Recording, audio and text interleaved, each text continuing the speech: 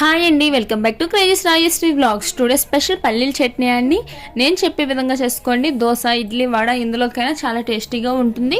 అది కూడా 2 నిమిషాల్లో అండి. లేట్ చేయకుండా ప్రాసెస్ చూద్దాం.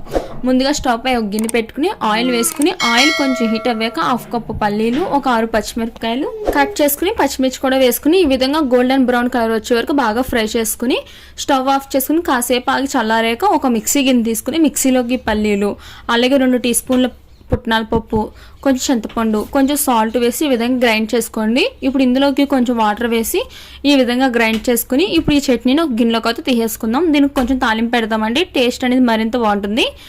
ఇప్పుడు అదే బ్యాండీలోకి కొంచెం ఆయిల్ 1 టీ స్పూన్ వేసుకోండి. మినపప్పు, ఆవాలు, ఎండుమిరపకాయలు కూడా వేసుకుని ఈ విధంగా బాగా ఫ్రై చేసుకుని కొంచెం కరివేపాకు కూడా వేసుకుని ఇప్పుడు స్టవ్ ఆఫ్ చేసుకుని తాలింపుని చట్నీలో వేసుకోండి. అంతేనండి, చట్నీ అయితే రెడీ. దీంతో పాటు చల్ల పునుగులు కూడా చేశాను. ఆ రెసిపీ వీడియో కింద లింక్ ఇస్తానండి, వెళ్ళి చూడండి.